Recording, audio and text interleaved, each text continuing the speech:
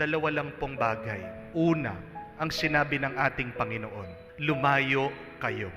Let us go away by ourselves to a silent place, to a peaceful place.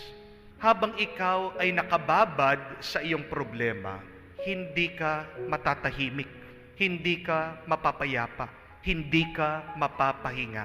We must learn to separate ourselves from our problems and find our quiet place and find our peaceful, silent place.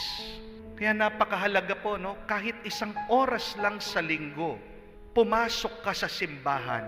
The church should be our quiet place. Dapat tahimik. Kasi ito yung panahon mo para nilalayo mo muna yung iyong sarili para buuin mo ang iyong sarili. Pag ikaw kasi ay humaharap sa mga problema, di ba? Parang ikaw ay kakawatak-watak. When problems hit us, they break us. But how can you pick your broken self? You need to focus. And how can you focus? You need silence. Kailangan mong katahimikan.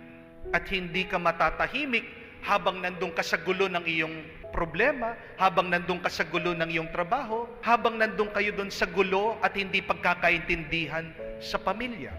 It's okay to go away sometimes. Yan yung pagkakamali po minsan ng mga nag-aaway na mag-asawa. Pag hindi magkaintindihan ang mag-asawa, dapat alam nila kung kailan sila dapat